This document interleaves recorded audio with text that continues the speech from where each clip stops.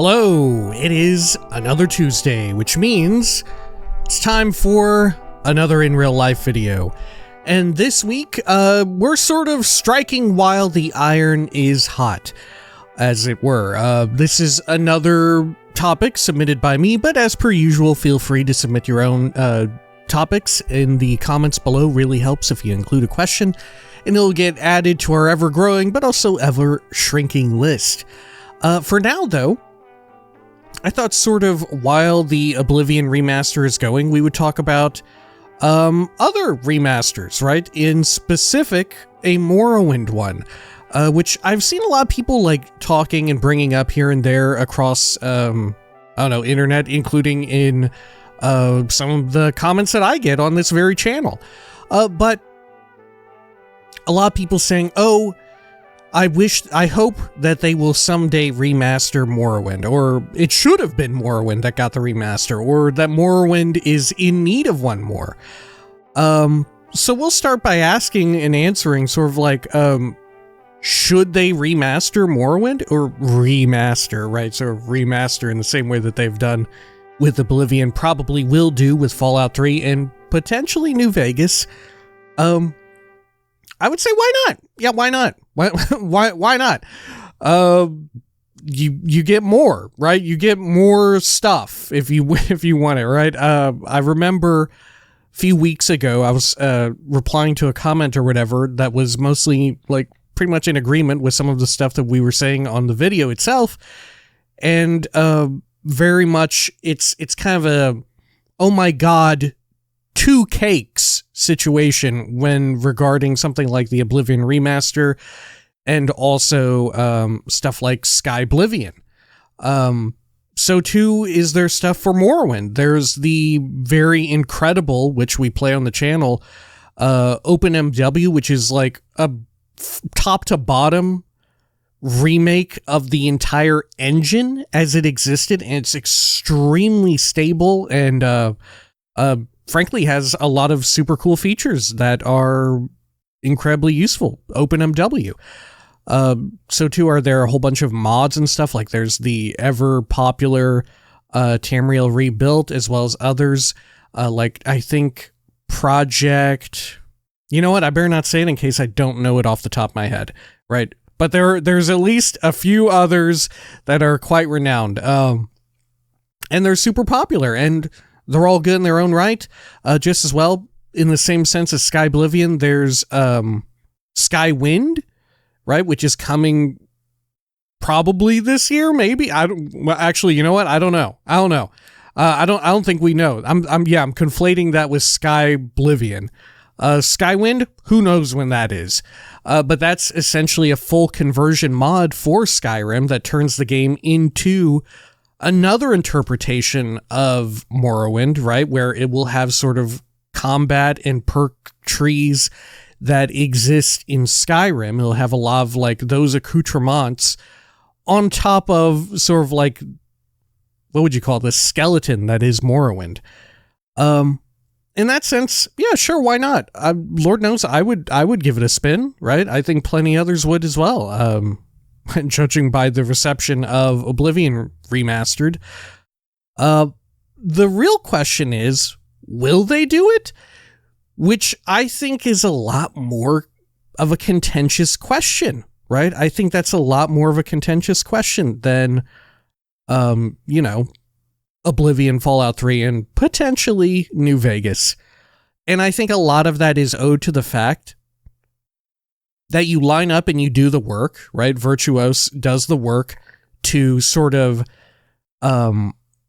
get Oblivion working with this like jury-rigged situation of having the Gamebryo engine, Bethesda's like homebrew in-house engine, at least of that era, working in tandem with UE5, with Unreal Engine 5, which so far, I haven't seen anyone like really dissect what the heck is going on behind the scenes. I'm still waiting for that. If it is out and I don't know of it, please let me know. I would love to find it. I would love to really learn more about that. It seems really wild. But I think a lot of the thinking there with regards to Oblivion is you do a lot of that baseline work for Oblivion, and there's a non-zero amount that carries over from your work in Oblivion to Fallout 3, to a potential New Vegas, which, as we know, wasn't on those leaked documents from years ago. But judging, if we read the tea leaves here, it seems like they would probably want to make it happen, right? But a lot of that work carries over. Some of that experience working with that engine carries over. Morrowind itself, although Gamebryo is derivative of, I forget, gosh, I've been on OpenMW for so long, I forget the exact name, the in-house name for Bethesda's Morrowind era engine, right? But whatever it's called, that is, although it is derivative, it is very separate and decently different enough, right? Just as there would be a difference in the jump between Gamebryo, Oblivion, Fallout 3, and New Vegas, to Skyrim and Fallout 4 with Creation Engine, and then Creation Engine 2 for Starfield. I do think that poses a bit more of a logistical challenge and a question of, like, is it worth it, right? Is it going to, what's the ROI? What's the return on investment for the higher ups, for the fucking shareholders? Good Lord. But I think that's a very real question that they have to ask themselves. Just as well, a Morrowind remaster is probably going to entail a lot more work. Obviously, at the forefront, a lot of what they would be remastering would probably be the combat, right? Just as we had mentioned, Skywind doing its own sort of overhaul of Morrowind's combat and making it more akin to how things function in Skyrim, they would probably do something similar with Morrowind, I would guess, where they would completely change out the way in which it functions, which is difficult because a lot of the ways in which, like, skills and all of that function in Morrowind is that the higher your skill, the higher your chances of successfully doing something, right? It's all like dice rolls is what everyone refers to it as, but in truth, I guess it's a 100-sided die is what you're dealing with. So in that sense, yeah, sure, it's dice rolls, just you're dealing with a 100-sided die. And stuff like your current fatigue, your current skill level, your attributes, all of that influences, in some way shifts the dice roll more favorably or less favorably for you, the player, whenever you go through it. And that those dice rolls are popping off not just for, like, swinging a sword at an enemy to see if it hits, but also to see if you succeed at casting a spell, if you succeed at doing alchemy, if you succeed when you click to bribe or persuade or intimidate or taunt someone. It's popping off for so many different things. And I guess the question is, what do you keep it for, right? How divorced would that be from, like, the soul of Morrowind, right? And I think they would end up removing a lot of that. I would think that they would want to keep it, I don't know, have some degree of parity with, at the very least, what's present in Oblivion Remastered, right? If anything, I could see them almost whole cloth just copying it, maybe some minute differences here and there. Just as well, although combat and all of that is it is probably at the forefront of a lot of people's minds when it comes to the remaster, so too is there stuff like the entire dialogue system, right? Not only is Morrowind completely unvoiced, right? Except for, like, ambient barks and combat barks and stuff like that, where you walk by someone and you get a little bit of ambient dialogue. And a few cinematic moments. So, yeah, I'll rescind that. Not completely unvoiced, but certainly compared to Oblivion, there is a minute amount of voice acting in Morrowind, which maybe isn't all that bad. To just voice act all of Morrowind isn't that tough, right? Lord knows the entirely volunteer fan-driven project, Skyblivion, like we've talked about, is striving to do exactly that. But the real point of contention would be all the work that you would have to do to sort of move the dialogue system itself into one that's a lot more akin to like Skyrim or Oblivion's, right? And true enough, once again, Skyblivion is attempting to do this, right? The big catch with Morrowind's dialogue system is that it functions a lot like a wiki, wherein you speak to someone and they give you a little line, but there on your left side of your dialogue box is this well, I guess left for you, looking into a camera and all that, but on the left side, there's this big list of topics that you can ask about. It's very old school. Sometimes when you talk to someone, a different word will be highlighted, and then once it's highlighted, you can then talk to them about it, right? If you ask about like latest rumors, they might talk about a nearby cave or a person who's in some sort of trouble in the town that you're in, and then you could then go over and click on that, right? How exactly do you navigate transforming that and all of that dialogue into this new system? Because there's also points in time where you click on one of those responses and you get like a sentence that's like 10 words long, and that's it. There's other times when you click on one of those and you get like multiple paragraphs, right? You get multiple paragraphs. You get like a whole lore dump right there with very little back and forth between the player and whatnot, which, once again, as I said, Skyblivion is certainly, or Skyblivion, Skywind is certainly, that team is certainly trying to tackle that problem. And I would imagine they will have some degree of success, right? I would imagine you could totally bang it out. The big difference, though, is that one is an entirely volunteer-driven team of, like, fans of volunteers doing it pretty much for free. Right? They're putting in all that work, all that time for free. They're not beholden to a strict timetable in the same sense as a team that's getting paychecks, right? If the project goes on for too long or eclipses a certain scope, you do run into budgeting problems. Budget becomes a concern, right? And true enough, budgeting does, in a certain way, exists within a volunteer effort, in the sense that, like, you're budgeting people's time. You know, how much time does someone have to give to the project? How long until someone is like, maybe I've done too much, I need to take a break or whatever. You know, situations where people are like, something came up in real life, this is just a volunteer project, I have to put it on the back burner, I'm very sorry. You have situations like that crop up all the time, right? But when it comes to like a paid studio, like a studio that where everyone is employed and are, like I said, regularly getting wages and all of that, it becomes a lot more of a different ask of like converting all of that.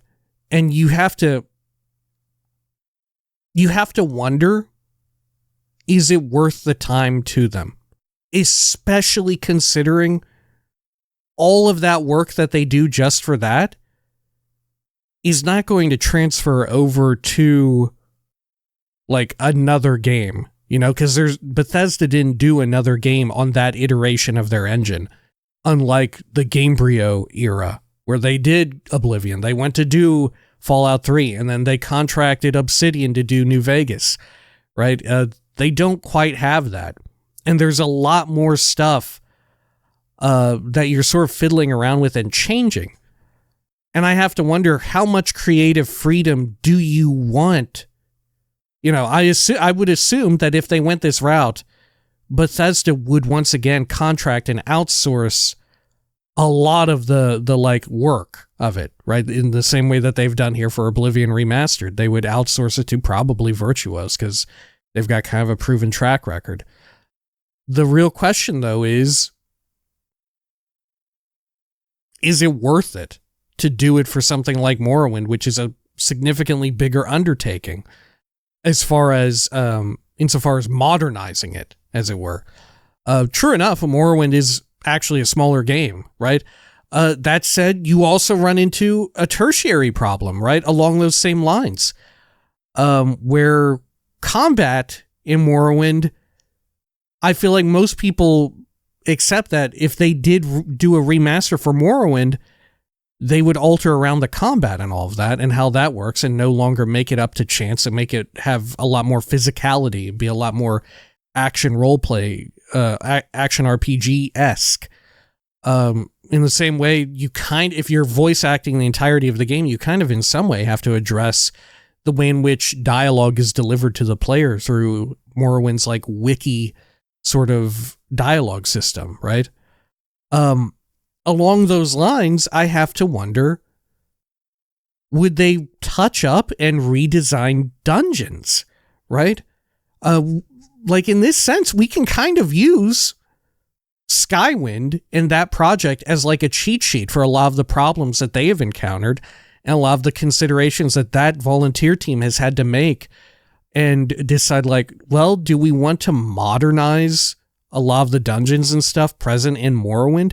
Because true enough, although a lot of dungeons, there's like a handful of dungeons in Morrowind that are super duper detailed. There's like really nice interior level design and all of that. There's a lot of like decorations around inside of the interiors. Maybe there's even like a set piece, right?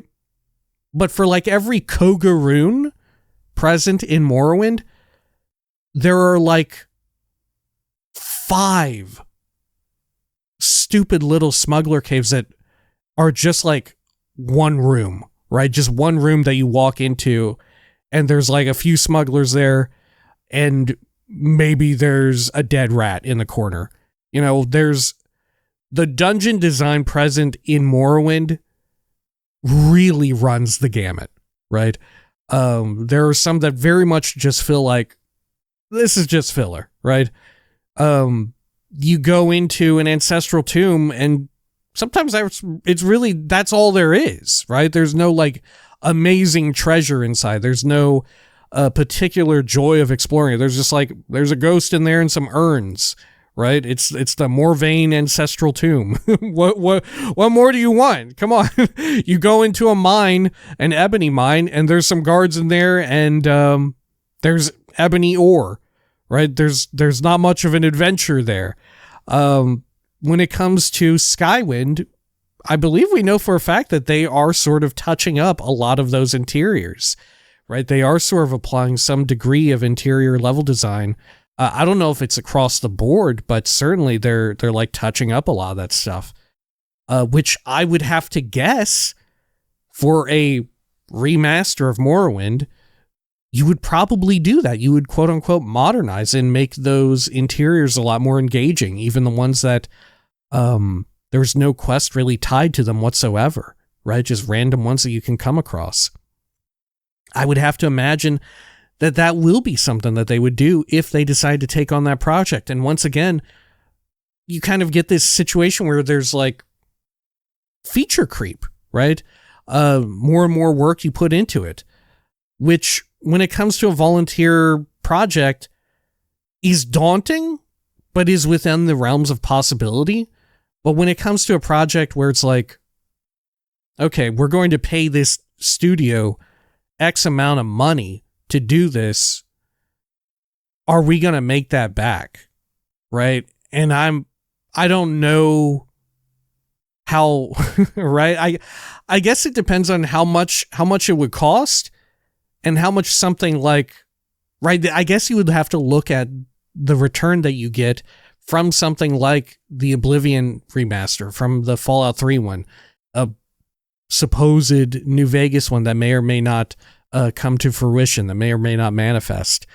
I guess maybe you could look at that and tell, okay, if we put in a bunch of time into really doing this for Morrowind, is it going to work out? And once... if they manage to pull off Morrowind, then I think anything is on the table, right? I think if they manage to do that and it's in some way a success, then we can look into them sort of thinking like, okay, are they going to contract out Virtuos to do a remaster for Daggerfall? Are they going to contract them out to do like to basically re-envision Arena, right? Are we going to see like a souped up version of Redguard? I feel like if that becomes reality, anything could happen, right? But in and of itself, doing these 3 games, or at least these 2, this is probably a 10 plus year ordeal, right? Just doing Oblivion Remastered and Fallout 3 Remastered is probably going to be like, what, 7 to 10 years of work and all of that? And then potentially a New Vegas Remastered? Who even knows what things look like after all that is said and done, right? Like by then, at that point, I mean, I guess it depends on how long it takes, right? We don't know the exact proper runaround time that it took to do Oblivion Remaster because there were so many like weird circumstances at play, right? Like I said, we can roughly guess that Fallout 3 Remaster will be shorter to complete than Oblivion Remaster would. And similarly, a New Vegas Remaster, if such a thing even happens, will be even shorter of a turnaround than Fallout 3, right? You would guess. Because, once again, sort of the work done for Oblivion on the engine level carries over to Fallout 3, and then Fallout 3 to New Vegas. Well, New Vegas itself reused a ton of assets that were present in Fallout 3. Thus, you figure you kind of get like a snowball effect. That combined with the fact that when Oblivion Remastered was being developed, I presume they had some like global pandemic situation stuff slowing down development as it slowed down pretty much everything on the entire planet. I don't know. The time frame and stuff is very peculiar. And I wonder, like, how much are they willing to run into other projects? Like, how much would Bethesda, publishing or game studios, the development side of things, want to run with, like, something like a Morrowind Remastered when they've got their own, like, core games as well coming, right? I don't know. I don't know. Granted, they do have enough time for it. But, right, like by around the same time, I would guess that Fallout 3 Remastered lands will be getting Elder Scrolls 6, right? Maybe a little bit like a year after or a year before. And then following that, a New Vegas Remaster, if such a thing even happens, right? If such a thing even happens. And then in a similar case, maybe 2 years before or after, you'll get Fallout 5. And then, yeah, there's just too many questions, I think, to commit one way or the other. And in that sense, I don't think it will happen, right? I don't know that a Morrowind remaster is really even in the cards. But thankfully, like I said, there's so many fan projects going on with Morrowind specifically that it feels far less necessary.